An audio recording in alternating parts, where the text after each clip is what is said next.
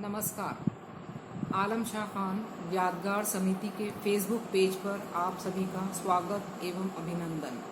दिनांक 17 मई 2021 को प्रोफेसर आलम शाह खान की पुण्यतिथि है। वे मानवीय संवेदनाओं के कथाकार थे। आज इस कोरोना काल में उनकी रचनाएं और भी ज़्यादा प्रासंगिक हो गई हैं, क्योंकि उन्होंने जिस वंचित पीड़ित वर्ग के बारे में कहानियाँ लिखी थी, उस वर्ग की पीड़ाएं आज इस कोरोना काल में पहले से भी कहीं ज़्यादा हमारे सभ्य समाज के आगे उजागर हो रही हैं। इस वर्ग की स्थिति कितनी दयनीय है कि जहां एक और रोजी रोटी का कोई बंदोबस्त नहीं है, वे अगर घर से निकलकर उसका इंतज़ाम करने की कोशिश भी करें तो कोरोना मुंह बाएं खड़ा है। क्या हम इन भूखे, नंगे, बीमार लोगों के प्रति आज भी संवेदनशील हैं? प्रोफेसर आलम शाह खान की कहानियां हमें संवेदनशील बनाती हैं। अपने लेखन के बारे में वे कहते हैं कि मैं त्रासद मानवीय परिस्थितियों को उजागर करने के और उनको बनाने वाली ताकतों को नंगा करने के लिए लिखता हूँ। उनकी कहानियों के पात्र वे दलित वंचित वर्ग के लोग हैं जो सड़क के किनारे पड़े कचरे की तरह हमारे आसपास बिखरे हैं। हम इस गंदगी की ओर झांकते भी नहीं हैं और गलती से अगर हमारी नज़र उन पर पड़ भी जाती है तो हम मुंह फेर लेते हैं। आलम शाह खान साहब की कहानियाँ उस कूड़े कचरे में पड़े कीड़े मकोड़ों की तरह कुलबुलाते लोगों की ओर सिर्फ हमारा ध्यान ही आकर्षित नहीं करती, वह हमारी आंखों पर पड़े पर्दे को उघाड़ कर उस ढेर के अंदर छुपी गंदगी, दुर्गंध, बदसूरती का प्रत्यक्ष दर्शन कराकर हमें हमारी ही तरह इंसान रूपी जन्मे इन जीवों को कूड़ा कचरे में जीते हुए रूबरू कराकर इनकी इस अवस्था के लिए जिम्मेदार सामाजिक व्यवस्था के बारे में विचार करने के लिए झकझोर कर रख देती हैं। प्रोफेसर आलम शाह खान समानांतर कहानी आंदोलन के अग्रणी लेखकों में से थे, परंतु इसके इतर भी उन्होंने बहुत सी कहानियाँ लिखी हैं जिनका समग्र मूल्यांकन अभी बाकी है। किताब घर प्रकाशन द्वारा प्रकाशित 10 प्रतिनिधि कहानियों में हिमांशु पंड्या जी लिखते हैं, दलित चेतना की दस्तक से पहले हमारा हिंदी का संसार इन विद्रूप सच्चाइयों को चौंधिया देने वाले प्रत्यक्ष वर्णन के लिए तैयार नहीं था। क्या आलम शाह खान वक्त से आगे के रचनाकार थे? आज समय ने इस प्रश्न का जवाब हाँ में दे दिया है। यही नहीं, उनकी कहानियाँ समय के साथ साथ जैसे जैसे इंसान की इंसानियत खत्म होती जा रही है और भी ज़्यादा प्रासंगिक होती जा रही हैं। दिनांक 17 मई को प्रोफेसर आलम शाह खान की पुण्यतिथि आती है। प्रतिवर्ष इस दिन उनके व्यक्तित्व एवं कृतित्व पर चर्चा की जाती है। इस वर्ष फेसबुक पर लाइव होकर पल्लव जी एवं डॉक्टर दुर्गा प्रसाद अग्रवाल कहानी एवं डॉक्टर आलम शाह खान पर इस विषय पर चर्चा करेंगे। इस वर्ष प्रोफेसर आलम शाह खान व्यक्तित्व एवं कृतित्व पर व्याख्यानों की एक श्रृंखला बनाई गई है। इस श्रृंखला की प्रथम कड़ी में 4 मुख्य वक्ता हैं। प्रथम वक्ता हैं श्री विजय रंजन जी, गांधीनगर से। ये पूर्व IAS हैं एवं जाने माने फिल्म क्रिटिक भी हैं। वे कई महत्वपूर्ण पदों को सुशोभित कर चुके हैं, जैसे Gujarat industries power corporation, additional secretary petrochemicals Gujarat. इन्होंने कई बोर्ड्स के मेंबर्स भी रह चुके हैं। इन्होंने कई महत्वपूर्ण पुस्तकें भी लिखी हैं, जिनमें से प्रमुख हैं story of Bollywood song, evolution of Hindi film music through stories, Krishna प्रश्न, बॉलीवुड का राष्ट्रगान, बॉलीवुड का गुमशुदा मुसलमान एवं बॉलीवुड की नारी गाथा। दूसरे मुख्य वक्ता हैं श्री ईश मधु तलवार जी, जयपुर से। ये राजस्थान के जाने माने पत्रकार एवं लेखक हैं। ये राजस्थान प्रगतिशील लेखक संघ के महासचिव भी हैं एवं कई वर्षों से जयपुर में PLF पैरेलल लिटरेचर फेस्टिवल का आयोजन करते आए हैं। इनकी मुख्य कृतियां हैं लाल बजरी की सड़क, वो तेरे प्यार का गम, लॉकर में बंद सपने, आंसू और मुस्कान की कहानियां तथा रिनाला खुद। तीसरे वक्ता हैं प्रोफेसर हेमेंद्र चंडालिया उदयपुर से। ये लेखक एवं पत्रकार हैं तथा इंग्लिश का journal Rajasthan association for studies in English के कई वर्षों से एडिटर हैं। ये हरियाणा सेंट्रल यूनिवर्सिटी में वाइस चांसलर का पदभार भी संभाल चुके हैं। इनकी मुख्य कृतियां हैं सफ़र से पूर्व, इथोस ऑफ ख्वाजा अहमद अब्बास एवं कई अन्य पुस्तकें हैं। चौथे वक्ता हैं श्री आशीष सिंह। ये कॉलेज में अध्यापन का कार्य करते हैं।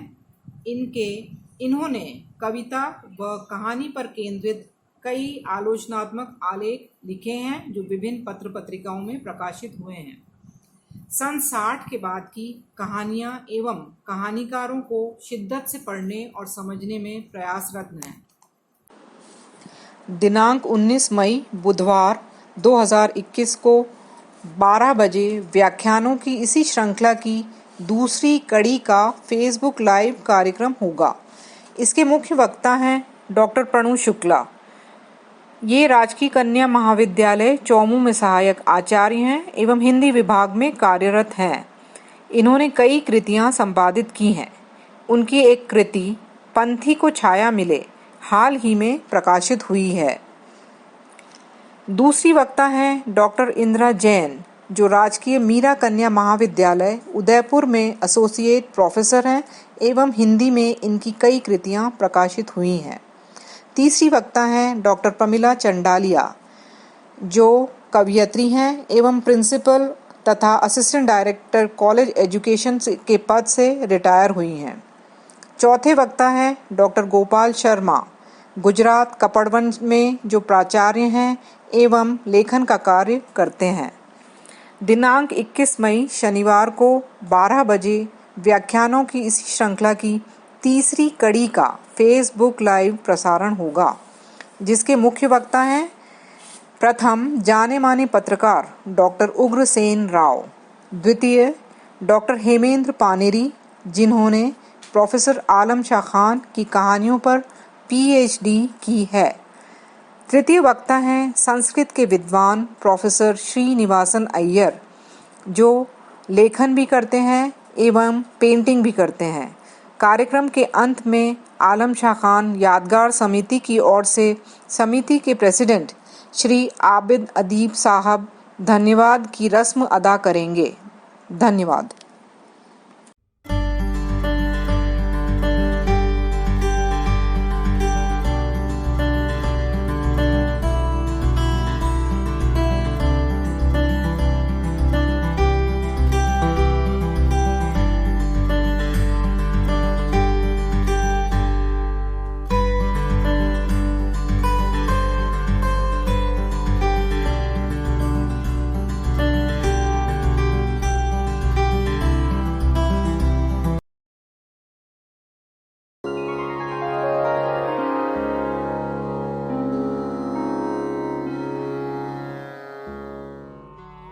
मैं विजय रंजन मूलतः हिंदी सिनेमा का विद्यार्थी हूँ और इसी सिलसिले में मेरा समृद्ध परिचय आलम शाह खां के साहित्य से हुआ। हिंदी कथा साहित्य पर, उसके फिल्मांतरण पर मैं लिख रहा था जब मैंने फिल्म कोक 1994, जो उनकी कहानी किराए की कोक का तथाकथित फिल्मी रूपांतर है, को देखा। दुर्भाग्य है कि कहानी और फिल्म दोनों ही आसानी से उपलब्ध नहीं होती। खैर, फिल्म तो भूल जाने लायक है और उसे तलाशने की आवश्यकता भी नहीं है। मैं किसी साहित्य आलोचक के रूप में नहीं, केवल एक साहित्य, सिनेमा आदि के सहृदयी रसिक के रूप में कुछ भाव विचार आलम शाह खां के कथा साहित्य पर प्रस्तुत करता हूँ। अस्तु।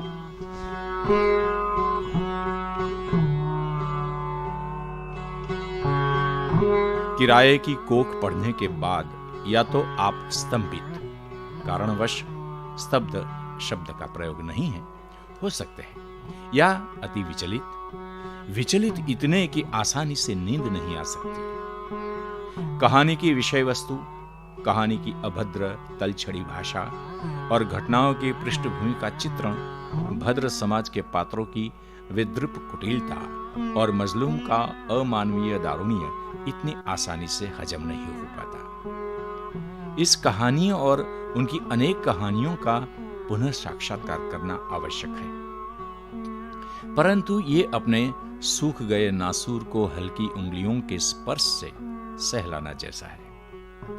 स्तंभन बोध की भूमिका बनाता है तो विचलन कार्य के उत्तेजित। यह अलग और विचित्र प्रकार का काव्य रसास्वाद है जो कम से कम हिंदी साहित्य में देखने को नहीं मिलता। उर्दू के कथाकार सादत हसन मंटो को पढ़ने के बाद अनुभव होता है। हालांकि भारतीय रस सिद्धांत में विभत्स को एक वैध रस माना गया है, परंतु कोई विशेष साहित्य नहीं लिखा गया। विभत्स रस का वर्णन अधिकतर युद्ध भूमि के संहारक विषय में ही लिखा गया है। हिंदी साहित्य के सांस्कृतिक अनुबंधन में इस रस के अधिकतर किस्सों में उद्दात और अध्यात्म को जोड़ दिया जाता है। कुरुक्षेत्र के मैदान की लावारिस क्षत विक्षत सामान्य सैनिकों की लाशों को भी कर्म और मोक्ष की उद्घोष में अनदेखा किया जाता है। यहां तक कि विभत्स के विवेकजा और प्रायिकी प्रकार में शांति और भक्ति भाव में नारी के शरीर के लिए क्षणिक मोह को विभत्स रस में वर्णित किया गया है। वारिस्त्र भरनाभिवेशनम एतन्मास वसादि विकारम। आलम शाह खान के साहित्य में विभत्स रहता है। विभत्स कहीं भी काव्य शास्त्र का रहस्यवादी अद्भुत नहीं बनता। यह विलक्षण है और बड़ी उपलब्धि भी। पारंपरिक रस विवेचन में विभत्स के करुण, भयानक तथा रौद्र सहयोगी या सहचर है। शांत रस से भी इसकी निकटता अनिवार्य है, क्योंकि बहुधा विभत्सता का दर्शन वैराग्य की प्रेरणा देता है और अंततः शांत रस के स्थायी भाव शम का पोषण करता है। आलम शाह खान कोई शांत होने का सुख नहीं देता। पृष्ठभूमि के वर्णन में गंदगी के ढेर में कोई लगे पानी में कीड़े कुलबुलाते हैं तो बाप अपने बेटे को उसकी मुद की औलाद बताता है। स्तंभन अथवा विचलन। उनका कथा साहित्य विभत्स में सीमित नहीं रहता। वह संभवतः पहले कथाकार हैं जिन्होंने ऐसे दलित और वंचित तबके को चुना जिनके जीवन को झांकना भी सुख कर नहीं है। उस तबके के लिए उनकी समानाभूति असाधारण है। कौन सोच सकता है कि ऐसा परिवार जो मुर्दों के दफन के लिए पोशाक बनाकर रोज बरोज जीने का जुगाड़ करता है, उन पर लिखा जा सकता है। शहर में अशांति के कारण वह भूखमरी की स्थिति में हैं और अशांति के बाद के परिणाम में अनेक मुर्दाओं की पोशाक बनाने की समय सीमा डेडलाइन पूरी करने के लिए सारा परिवार जी जान से जुड़ जाता है और तन तोड़ मेहनत करता है। पोशाक के लिए बटन चुनने, कपड़ा चुनने आदि में उनका प्रेम लगभग श्रृंगारिक लगता है। इसी श्रृंगारिकता में वह अपने लिए ही मृत्यु का जामा और पोशाक बना लेते हैं। मुर्दों की अंतिम पहचान देने वाले खुद मृत प्राय हैं। ये विडंबना अति तीक्ष्ण है, परंतु इसमें अंतर्गुम्फित है मानवीय कारुण्य। कटाक्ष की परिणति करुण है।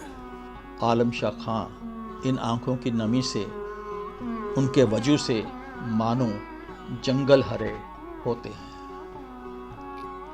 घिनौने यथार्थ को साहित्यिक रूप में ग्राह्य बनाने के लिए आधुनिक वामपंथी वैचारिकी का अवगुंठन मंडन किया जाता है।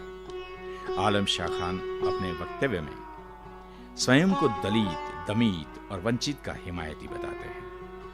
शोषणकारी राजनैतिक और प्रशासनिक अन्यायी क्रूरता और राक्षसी सत्ता संपदा लोभ इंगित करते हैं, परंतु उनका मुख्य पूर्वाधिकार सामाजिक संरचना में निहित है और उसमें वे संरचनात्मक सांस्कृतिक शोषण का भी संकेत कर देते हैं। अपने लेख कहानी की बात पीड़ा का पिरामिड में व्यवस्था, विधान और न्याय के त्रिभुज पर टीका तंत्र को पीड़िक पिरामिड संज्ञा देते हैं। अदना और उपेक्षित जन ही शासन विधान है और न्याय के त्रिभुज के आधार बिंदु। जब जब शासन निरंकुश होता है, विधान मार्ग बनता है, न्याय उन्हें कम तौलता है और आधार पर असहनीय बोझ बढ़ता है। तब यह असहनीय बोझ बढ़ता है, तब ही ये आधार बिंदु कसमसाने लगते हैं। सच कहते हैं आलम शाह खान कि इतिहास मुझे बेचैन करता है और भूगोल भी। इतिहास कम, भूगोल ने उन्हें अधिक परेशान किया है। शायद ये प्रथम कहानीकार है जिनकी कहानियों में इतिहास के स्थान पर भूगोल यानी कि जमीनी हकीकत की विद्रुपता इतनी प्रबलता से प्रकट हुई है। भूगोल का सामाजिक घेट्टो पृथकृत वर्ग विशेष के लोगों की बस्ती दम घोटू है। उपेक्षित की पीड़ा कहीं आक्रोश में परिवर्तित नहीं होती, ना ही कहीं कोई प्रचारात्मक नारा बनती है, ना ही कोई आशावंत संदेश। कहानी पियारे की प्यास का सफर में एक ढाबे में काम कर रहा 12 साल का छोकरा अपनी प्यास बुझाने रात को पानी पीने के लिए उठता है। तभी उसका मालिक उसे पानी लाने के लिए आदेश देता है और वह उसे पानी देकर बिना अपनी प्यास बुझाए लौट आता है। उसे खबर ही नहीं है कि वह अपनी प्यास बुझाने के लिए उठा था। मालिक की गुलामी इस कदर अंदर धस गई है कि उसे केवल मालिक का हुक्म सुनाई देता है, जिसमें उसकी प्यास भी मायने नहीं रखती। वह एक यंत्रवत गुलाम है। इन गुलामों के हुजूम में कोई भी सर्वहारा विद्रोह की संभावना का विचार भी असंभव लगता है। उपरोक्त विचार स्पष्ट वामपंथी आवाज है, परंतु ये आवाज, यह वैचारिकी कहीं भी आलम शाह के साहित्य में कलाकृति पर हावी नहीं हुई। यह उनके कथा साहित्य और उनके कहानीकार होने की महानता है। भारत में विशेषाधिकृत सांस्कृतिक और राजनीतिक समाज के पनप रहे दौर में उन्होंने अपने लघुमती होने के की वस्तु स्थिति की पीड़ा को सहा है। किराए की कोख कहानी पर उन्हें धर्मावलंबी वर्ग के अन्यायी और क्रूर लांछन सहने पड़े। वे स्वयं एक मुसलमान का सांप्रत आख्यान बताते हैं। नाम एक अदना लड़का, बाप आतंक खान, माँ मजलूम बानो, जात जीना, धर्म लड़ना, निवास भारत का कोई कोना। इन शब्दों में कहानी अपने आप में संपूर्ण है। इन सब के बावजूद उनकी किसी भी कहानी में इस उपेक्षित वर्ग की पीड़ा को कटुता से बयान नहीं किया गया। उनकी मानवीय करुणा का दरिया बहता ही रहता है। मैं अपने आप को अहोभागी समझता हूँ, अहोभागी मानता हूँ कि मैं आज इस योग्य हुआ कि उनको श्रद्धांजलि दे पाऊँ।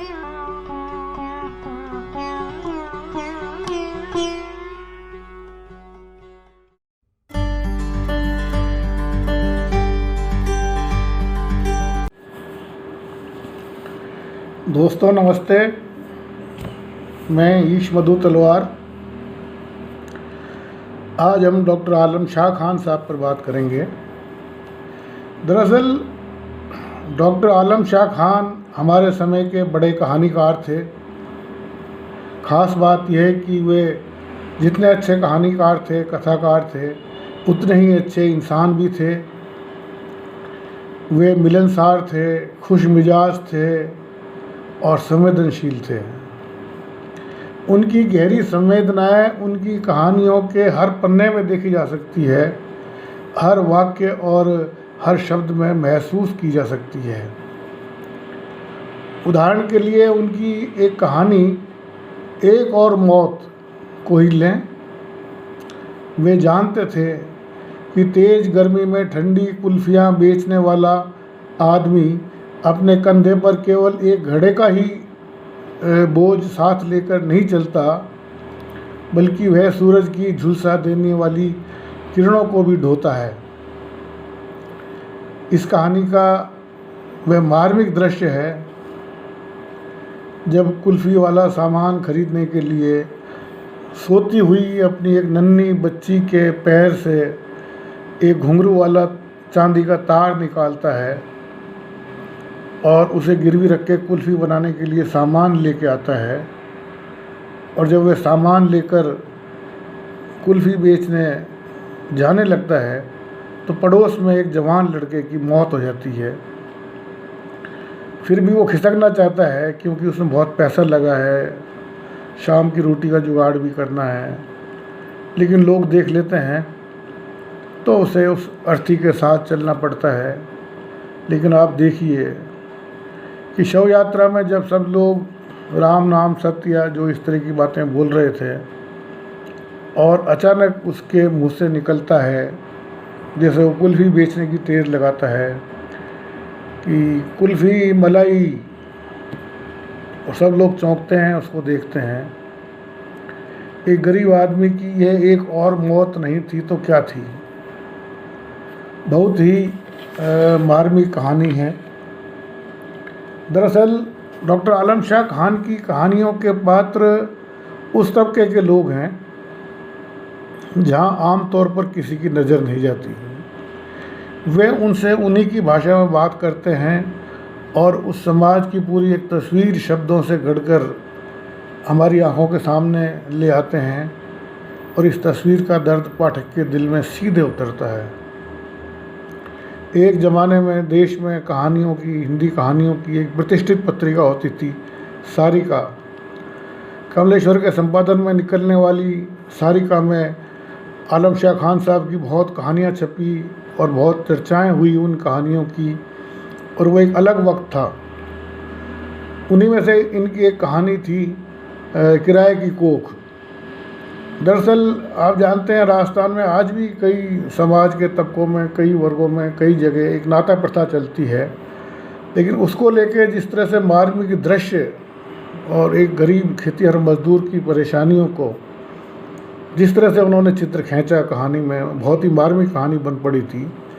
लेकिन उस ज़माने में कुछ लोगों ने उन्हें धमकियां भी दी, सारिका में धमकी भरे पत्र मिले और इसकी खिलाफत करने लगे कुछ लोग। मुझे याद है आज भी कि उस समय कमलेश्वर ने शायद ये लिखा था कि जिस तरह के नामों से शिकायती पत्र या धमकियाँ भेजी जा रही थी, उनके लिए कमलेश्वर ने लिखा था कि कायरों के नाम ऐसे ही रेशमी और कोमल होते हैं। कुछ इस तरह की बात उन्होंने लिखी थी। दरअसल हमारे यहाँ समाज के जितने भी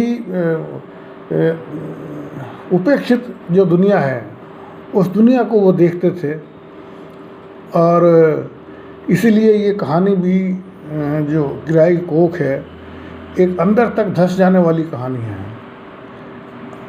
और ये जैसा कि मैंने कहा, आलम शाह खान उपेक्षित और पीड़ित लोगों की दुनिया पर उनकी नज़र जाती थी। और मैं समझता हूँ कि सारिका का कि ये एक कहानी, यही नहीं बहुत सारी कहानियाँ उनकी उस समय छपी और एक वो बड़े उस समय फलक पर एक कहानीकार के रूप में पहचाने गए और उन्होंने बहुत मानवीय संवेदनाओं की कहानियाँ लिखी हैं निश्चित रूप से। दरअसल मुझे लगता है कि साहित्य का सबसे बड़ा कोई उद्देश्य हो सकता है तो वो होता है कि दुनिया सुंदर कैसे बने, और शायद आलम शाह खान साहब भी ऐसी ही सुंदर दुनिया का सपना देखते थे।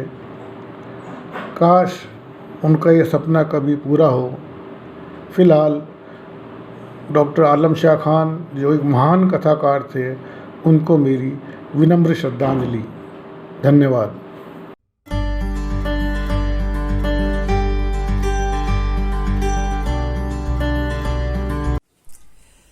हर वर्ष की भांति इस वर्ष भी डॉक्टर आलम शाह खान को हम याद कर रहे हैं और ये अच्छी बात है कि इस वर्ष उनके बारे में कोई सामान्य वक्तव्य देने की बजाय हम उनकी कहानियों पर चर्चा करेंगे। आज के समय में वो कहानियां हमें क्या बताती हैं और हम उनको कैसे पढ़ पाते हैं। हर पाठक अपनी कहानी का अर्थ स्वयं सृजित करता है और हर समय एक कहानी का नया अर्थ सामने आता है। आज के इस दौर में जब चारों ओर मौत का तांडव फैला है, धार्मिक विभाजन चारों ओर तेजी से बढ़ा है और ऐसे में एक महामारी ने सारी दुनिया को जकड़ रखा है, तब मौत का मजहब कहानी हमें धर्म के निराशा के इस घटाटोप में टिमटिमाते हुए एक दिए की तरह नजर आती है। आज इसी कहानी पर हम बातचीत करेंगे। ये एक ऐसी कहानी है जो गहन निराशा के दौर में भी उम्मीद की किरण बनकर सामने आती है और हमें मंटो, राजेंद्र सिंह बेदी, ख्वाजा अहमद अब्बास और कमलेश्वर की याद दिलाती है, जिन्होंने विभाजन की त्रासदी से लेकर आजाद हिंदुस्तान की मानवीय त्रासदियों को अपनी कहानियों में चित्रित किया। अनेक दशकों पूर्व लिखी ये कहानी बहुत अर्थों में आज की कहानी जान पड़ती है। जब स्मशानों, कब्रिस्तानों में जगह कम पड़ गई है और लोग जले अधजले शवों को गंगा जमुना में फेंक देने को विवश हो रहे हैं, हवाओं में वैसा ही जहर घुल गया है जो भोपाल गैस हादसे के वक्त घुल गया था और हजारों बूढ़े बुजुर्गों, नौजवानों, बच्चों, औरतों और बच्चियों की मौत का कारण बना था। एक एक सांस के लिए लोग तब भी तड़प रहे थे और अब भी। तब भी सत्ता प्रतिष्ठान असहाय हो गए थे और आज भी। लाशों पर बेहुदा राजनीति जरूर इस बार कुछ ज्यादा है, मगर हत्यारे एंडरसन की तरफदारी करने वाले सत्ता वर्ग में लोग तब भी थे। मौत का मजहब कहानी की शुरुआत में एक तरफ कब्रें तैयार की जा रही हैं तो दूसरी ओर चिताएं।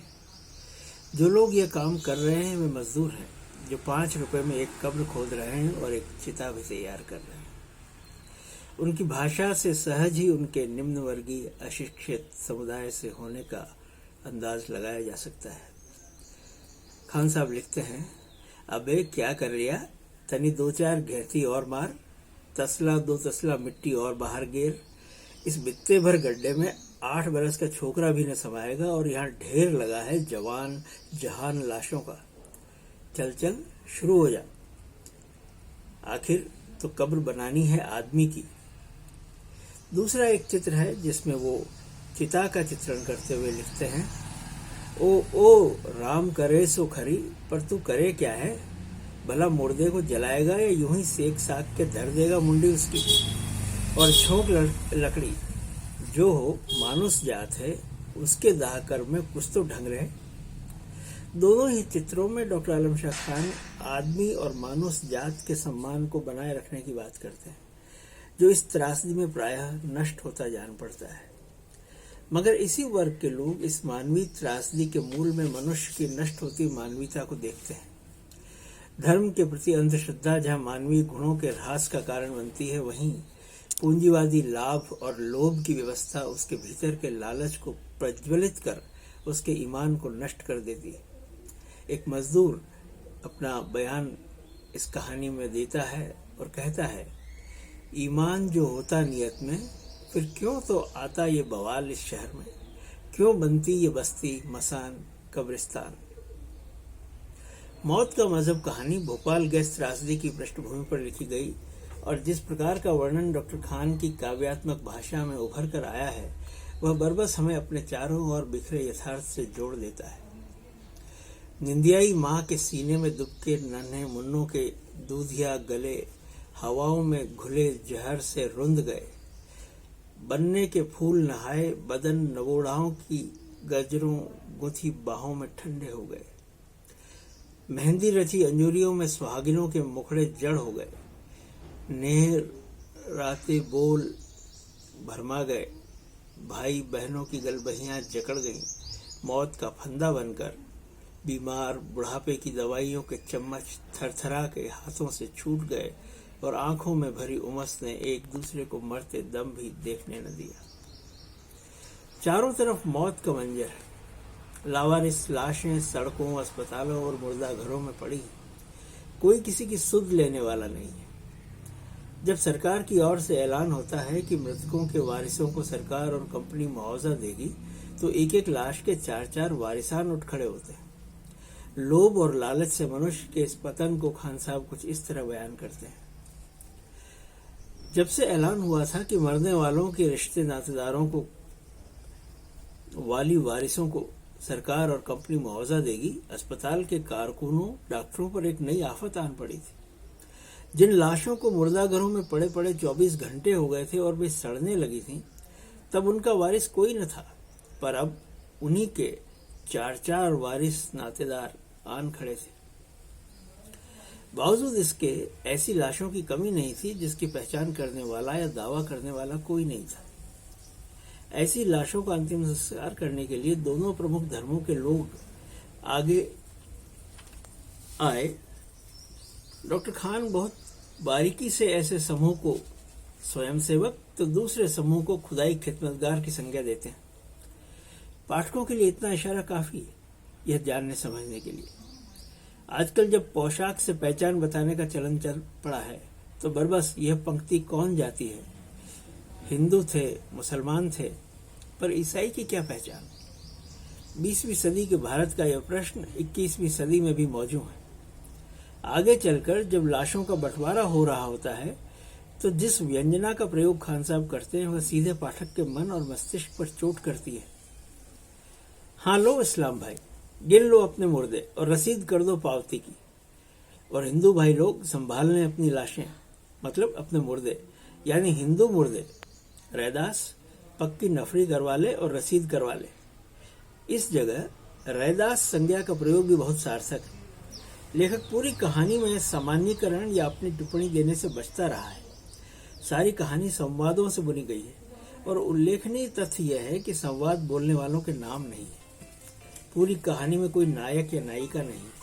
यूं समझें तो एक ही पात्र है, ऊधम सिंह, जिसकी उपस्थिति दिखाई जाती है। दूसरी संज्ञा डेविड है, मगर वो पात्र कथा में पाठक के सामने आता नहीं। डॉक्टर आलम शाह खान लिखते हैं, जीते जी जो आदमी अनाज केरोसिन की एक लाइन में खड़े थे, बाद मरने के वे अपने अपने धर्म मजहब के एतबार से अलग अलग कतारों में लगा दिए गए थे। हाँ, ये हिंदू इधर, ये मुसलमान उधर, ये सूरत से दूजा, ये उधर आदमी वाली लेन में। मुर्दों का हिंदू, मुसलमान और आदमी में यह बंटवारा 1947 में भी था, 1984 में भी था, 1992 में भी था और 2001 में भी। अब तो यह हिंदुस्तान की सियासत का खास रंग बन गया है, जो मंदिर मस्जिद से निकलकर किताबों और विश्वविद्यालयों तक में पहुंच गया है। डॉक्टर खान साहब की कई कहानियों में जाते जाते एक मोड़ आता है जहां कहानीकार अपना संदेश छोड़ जाता है। मोड़ का मजहब में भी ऐसा ही एक मोड़ सामने आता है, जब हिंदुओं को दी गई सारी लाशें चिताओं के ऊपर रख दी जाती हैं और मुसलमानों की पहले से तैयार कब्रों में फिर भी एक कब्र खाली रह जाती है और उधर एक चिता बिना लाश के। लगभग ऐसा ही हिसाबिया अंदाज हमें ख्वाजा अहमद अब्बास की कहानी सरदार जी में दिखाई देता है। हिंदू मुसलमानों पर अपनी एक लाश चुराने का आरोप लगाते हैं तो मुसलमान अपना एक मुर्दा चुरा लेने का आरोप हिंदुओं पर जड़ देते हैं। चारों ओर फैले मौत के मंजर के बीच मजहबी जुनून में डूबे लोग फिर लाशें गिराने पर आमादा हो जाते हैं। तभी अपनी बैसाखियों पर बमुश्किल चलते हुए सरदार ऊधम सिंह आते हैं और बलवाइयों के बीच जाकर खड़े हो जाते हैं। वे कहते हैं कि हिंदू भाई उन्हें चिता पर लेटाकर अपनी संख्या पूरी कर लें, और अपने एक मित्र डेविड का हवाला देते हुए वह कहते हैं कि वह भी इस दम घोंटू गैस से मरने ही वाला है, मुस्लिम लोग उसे दफनाकर अपनी संख्या पूरी कर लें। कहानी में सिख व ईसाई पात्र के आते ही हिंदुस्तान की तस्वीर मानो मुकम्मल हो जाती है। बलवाई अपने अपने हथियार डाल देते हैं और सरदार ऊधम सिंह को गले से लगा लेते हैं। लगभग इसी आशावादी नोट पर मनीषी पंडित जनार्दन राय नागर की कहानी करीमा तुई भी समाप्त होती है। डॉक्टर आलम शाह खान की ये कहानी हमारी चेतना को झकझोरती है और धार्मिक असहिष्णुता और अंधभक्ति से बाहर निकलकर एक तार्किक, विवेकशील मानवीय दृष्टिकोण के विकास के लिए प्रेरित करती है। धन्यवाद।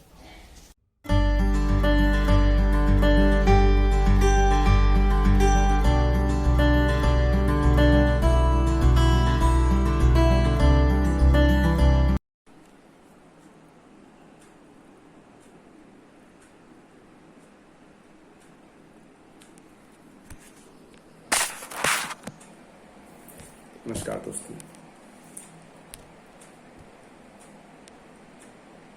हम लोग साठोत्तरी कहानीकारों में से महत्वपूर्ण कहानीकार आलम शाह खान में बातचीत करने के लिए इकट्ठा हुए हैं। आलम शाह खान की जो महत्वपूर्ण विशेषता और पहलू है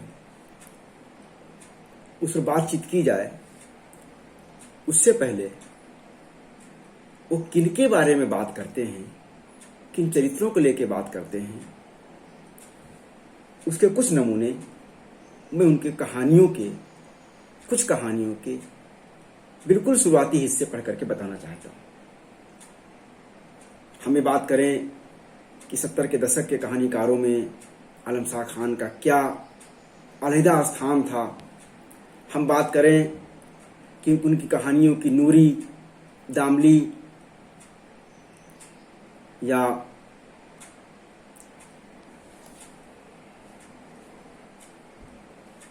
दूसरी नज्जो, या हम बात करें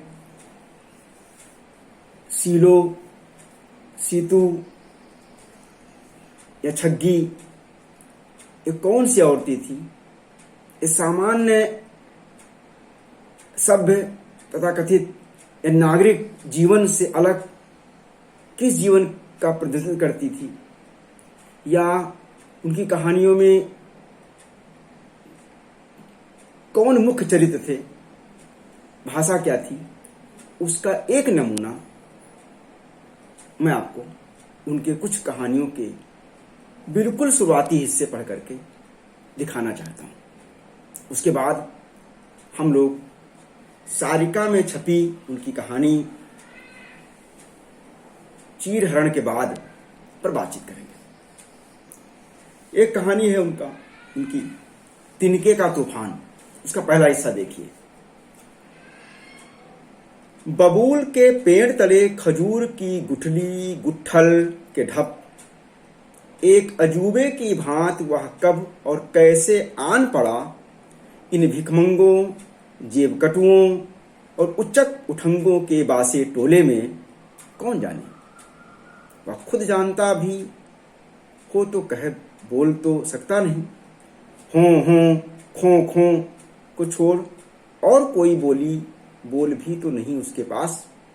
अलबत्ता मुंह बिचकाकर ठूंठ से हाथ कोहनी हिला डुलाकर वह अपना हिरास हुलास रीस रुझान जब तब जतला बतला सकता है। बस ऐसे ये चरित्र ऐसे आदमी, ऐसे मनुष्य का है जिसके बारे में कहा गया है कि आदमी की चोले में जिनावर सिरजा उस ऊपर वाले ने। हाथ ठूंठ जैसे हैं, पैर बांस के खपिच्चे जैसे हैं, बोल सकता नहीं है और सामान्य स्थिति नहीं है। तो एक चरित्र ये है। दूसरा चरित्र एक और ले लीजिए। क्या तो छूटा जा रहा पीछे और कौन जाने क्या जो आए आगे, फिर भी कुछ तो बदले। क्या कि रेवड़ के पीछे चलते रहो और पहुंचो कहीं नहीं। जब से आंख में ओल खाड़ पहचान, पगों में चाल जान और समझ में मेरा तेरा आया, जंगल ढूंढ ही तो जाने।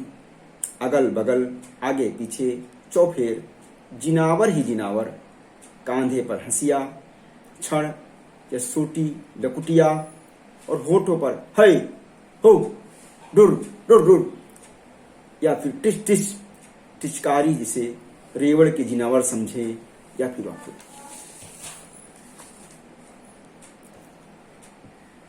ऐसे ही उनकी एक दूसरी मशहूर कहानी एक और सीता। अंधेरे की आंख सी टपरी में काजल की भांत ढलका ढिवरी का टिम टिम उजास, जैसे विदा के आंसुओं से धुली उसकी बड़ी बड़ी आंखों में अंजी काजल की रेखा। एक अभी भी नई नई शादी होकर के आई हुई स्त्री की बात और उस पर कौन सी विदा ढरने वाली है, उसको भी पूरा कहानीकार एक तरीके से इशारे में पहले ही वाक्य में डाल देता है। सुहाग के लाल जोड़े में बसी मिट्टी पुते बांस की दीवार से सटी वह अधमुदी आंखों से अपना भाग जो रही थी। तभी देहरी के रोक परे कर एक डील की छाह उभरी, कपा देने वाले झोंके से जोत सिसक कर रह गई, वह अपने में और सिमट गई।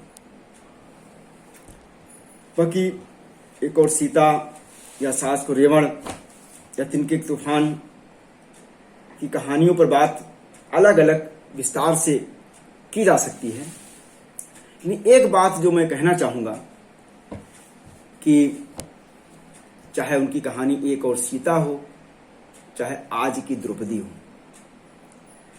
चाहे चीरहरण के बाद की सीलो हो या तिनके के तूफान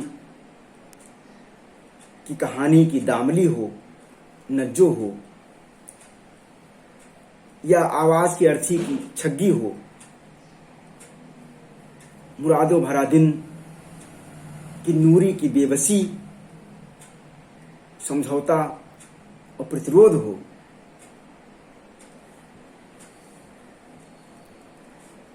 आलम शाह खान की कहानियों, ज्यादातर कहानियों में जो महत्वपूर्ण चरित्र है वो स्त्रियां हैं, बेबस,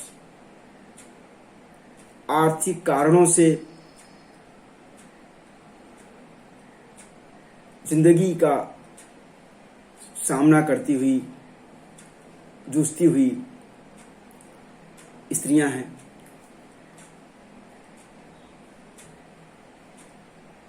वो स्त्रियां हैं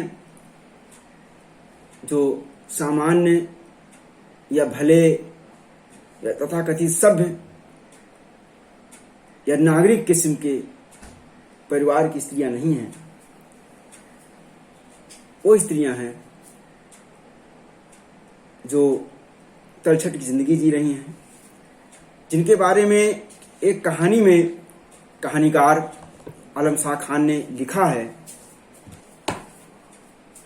वो कहानी शायद, कहानी का शीर्षक है अबला का गणित। उसमें कहते हैं, लुगाई की उम्र उसे तो जन्म से ही मरा जान, वो जितना भी और जैसे भी जिए दूजों के लिए जिए, अपनी जिंदगानी जीना उसके नसीबों नहीं पता। तो दोस्तों, आलम शाह खान सातोत्री कहानीकारों में महत्वपूर्ण कहानीकार थे। अपनी भाषा और विषय वस्तु को लेकर के तत्कालीन कहानीकारों में एक उनका अलग मुकाम रहा है। जिस प्रकार की भाषा का इस्तेमाल करते हैं, वो भाषा आम नागरिकों या आम जो तथाकथित सभ्य नागरिकों की बजाय जो तलछट के बासिंदे हैं, गरीब गुरबा आबादी है या जिंदगी की बेसिक जरूरतों के लिए जूझते रहने वाली आबादी है, उस जिंदगी की भाषा है, उस जिंदगी की जद्दोजहद है। तमाम नैतिकता के जो आवरण हैं तथाकथित, उनको तार तार कर दिया गया है, क्योंकि लाज और लिहाज बेजोर, जिनके पास कोई जोर नहीं है उनके लिए किस काम का, जो बरजोर हैं उनके लिए लाल लिहाज का जो आवरण है उसको भी कहानीकार ने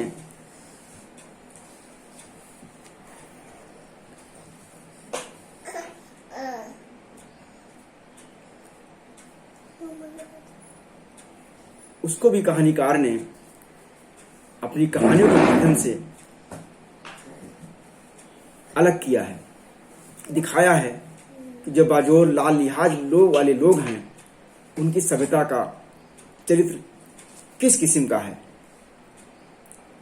वो कितने सभ्य हैं। चीरहरण के बाद मैं जैसे एक कहानी उसी दौर में सन 66 में पानू खोलिया, अगर भाषा के तौर बात की जाए, या रेणु की जो कहानी का एक अपना तेवर है, देशतपना है, इसमें वो जिंदगी ही बोलने लगती है, वो स्थितियां बोलती हैं। चीरहरण के बाद कहानी जहां तक नरेटर बताता है कि एक उत्तर भारत का वेनिस कहा जाने वाला जो एक नगर है, वहां के एक आदिवासी हस्तकला केंद्र का उद्घाटन होने जा रहा है और उसका उसमें जो है तमाम आदिवासी आम लोग जो चीजें बनाते हैं उनकी नुमाइश करनी है, उनके प्रचार करने के लिए। और इसी नुमाइश केंद्र के उद्घाटन के लिए मंत्री जी आने वाले हैं और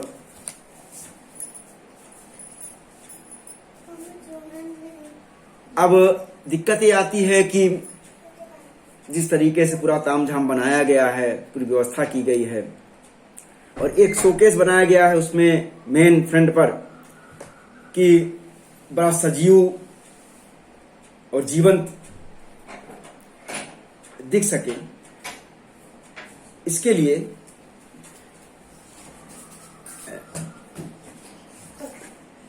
एक आदिवासी महिला की डमी बना करके वहां खड़ा करना है।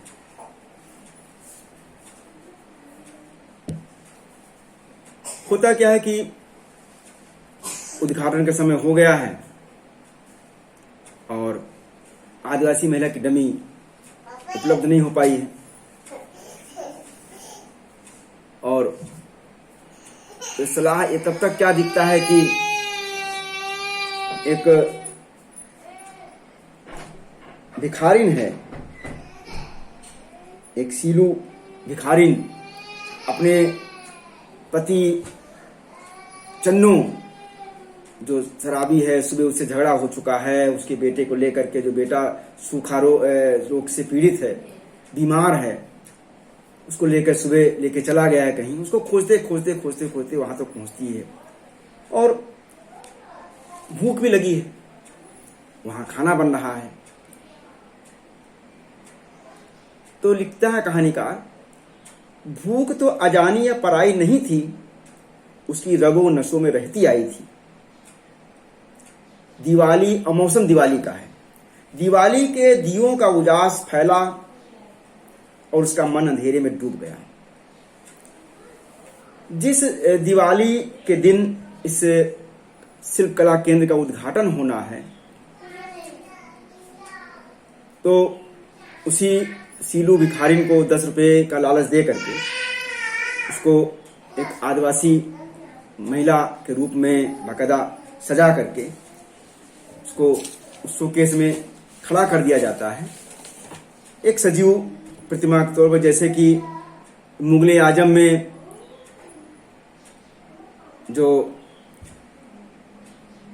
चित्रकार था, कलाकार, उसका क्या कहते हैं, उसको जो है एक कनीज को लाके खड़ा कर देता है कि भाई समय पर मूर्ति नहीं बन पाई। खैर, तो वो भीलन के रूप में उसको बाकायदा हंसली और कपड़ा उसको सजा उजा करके बिल्कुल जीवंत कैरेक्टर को खड़ा करते हैं और खड़ी रहती है घंटों, कईयों घंटे, रात शाम हो गई है, शाम गुजर गई है, लोग चले गए हैं, उद्घाटन हो गया है, सब कुछ हो गया और लोग उसको भूल गए। और फिर वो वहां से निकल के आती है, उसको भूख लगी है क्योंकि सुबह से खाई नहीं है, और तो जो पड़े हुए हैं पत्तल उसमें चाटने खाने लगती है। फिर लगता है तब तक जो है कुछ निगाह पड़ती है कि कपड़े खराब हो जाएंगे जो पहना दिया गया जा करके, उसको फिर कहते हैं कपड़ा बदल लो, जा करके भेजते हैं और उसके साथ एक दुर्व्यवहार करने की कोशिश करते हैं। वहां से लड़के वहां से भाग करके उनसे अपने अस्तित्व को रक्षा करते हुए वो निकल करके आती है और यहाँ क्या देखती है, रात हो गई है। उसका पति चन्नो उसका सवाल खड़ा करता है कि कहाँ गई थी और उस पर तमाम तरीके से तोहमत लगाई जाती है। इस पूरी बात में जो भी है उसका एक खास रूप है। कहानी में जिस सभ्यता, जिस चरित्र को, जिस चीज को उभारा दिखाया गया कि तथाकथित जो सभ्य बड़े लोग जो गरीबों के लिए, आदिवासियों के लिए सब कुछ करने के लिए दिखाना चाहते हैं, वो किस प्रकार दोहरे तेहरे स्तर पर शोषण कर रहे हैं, स्वतःहरण कर रहे हैं,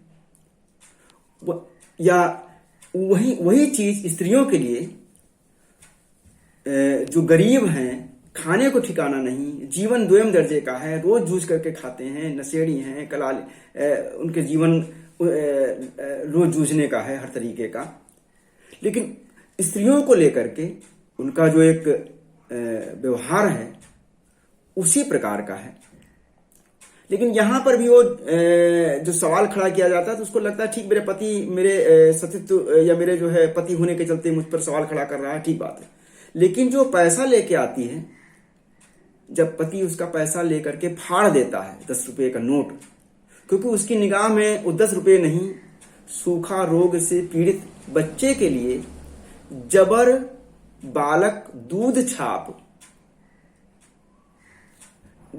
बालक छाप दूध का पैकेट दिखता है, जिसे डॉक्टर ने बताया था कि इसको अपना दूध मत पिलाओ, इसको बाहर का दूध पिलाओ, एक बहुत कमजोर है।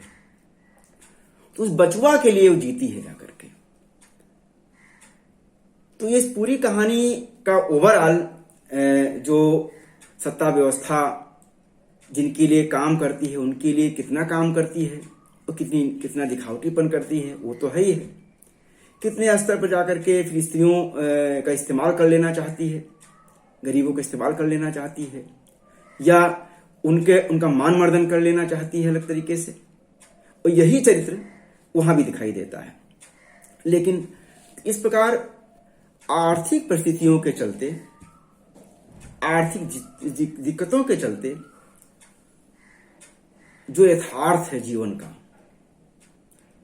जो नए उस जिंदगी का जो पक्ष है, उसको कहानीकार अपनी कहानी के माध्यम से उठाता है। तो आलम शाह खान साहब की कहानी की जो विशेषता है, उनकी भाषा, उनके वर्णन में ही मौजूद जीवन, और वर्णन जैसे आप नरेटर से उस जीवन में प्रवेश करते हैं तो कहानी का पूरा चरित्र बदल जाता है।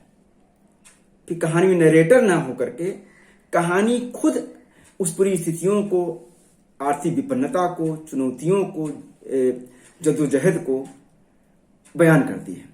तिनके का तूफान में एक तरफ तो घीसू, जिसके अंग उपांग किसी काम के नहीं है, बोल नहीं पाता है, अपने हाथ से खा नहीं सकता है और इसका इस्तेमाल किया जाता है। और जो जबर है, जो जबरा है, जिसका जबरा कहा गया है, वो भी लंगड़ा ही है। या फन्ने, जो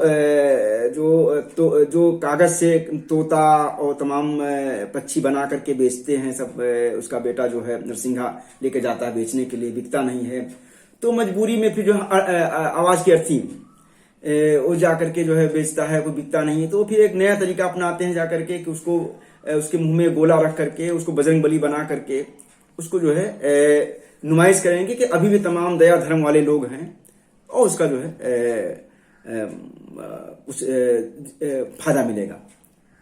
जीवन तो चल सकेगा जाकर के। और फिर बच्चे की बेबसी, वो हंसना चाहता है, वो बच्चों को देख के मुस्कुराना चाहता है, खास तरीके से करके वो एक पूरी कहानी, एक अलग त्रासदी है उस जो जीवन को कहानी है। लगातार जिंदा रहने की कीमत पर जूझने वाली आबादी की जिंदगी को आलम शाह खान ने अपनी कहानी का केंद्रीय विषय बनाया। यही चीज उनको अपने समकालीन दूसरे कहानीकारों से भाषा के तौर पर, चरित्रों के गठन के तौर पर, टेक्निक प्लॉट के तौर पर, जो विषय वस्तु जहां जो परिवेश चुनते हैं उस पर बिल्कुल एक अलग जगह लाके खड़ा करती है। चाहे वो पीछे का रजुआ हो पुराने कहानीकारों में से, वो भी एक नरेटर मध्य वर्ग का देख रहा है, उसको अलग मामला है, लेकिन यहां तो जिंदगी ही पूरी निम्न तलछट के लोगों की दिखाई जाती है, वो दिखती है, उनके ही अपने चीजें हैं ना करके। तो इस प्रकार जो जीवन के माध्यम से जीवन यथार्थ को, कटु यथार्थ को, उनकी त्रासदी को, जीवन की विसंगतियों को या उदास जीवन के उजास को दर्ज करने वाली कहानियां हैं आलम शाह खान की कहानियां। आलम शाह खान की कहानियों पर, उनके पूरे चरित्रों के गठन पर, भाषा पर विस्तार से विधिवत बात करने की जरूरत है, क्योंकि सारिका से लेकर के हंस तक तमाम लंबे समय तक जो कहानी लिखी जाती रही हैं, उन पर अलग अलग विस्तार से बातचीत करने की जरूरत है। और साठोत्तरी कहानीकारों में जब हम पानु खोलिया का नाम लेंगे, जब हम योगेश गुप्त का नाम लेंगे, जब हम परेश का नाम लेंगे, जब हम इब्राहिम शरीफ का नाम लेंगे, जब हम मधुकर सिंह का नाम लेंगे, जब रमेश उपाध्याय जैसे कहानीकारों का नाम लेंगे, तब आलम शाह खान का नाम रेखांकित करते हुए लेना पड़ेगा। धन्यवाद।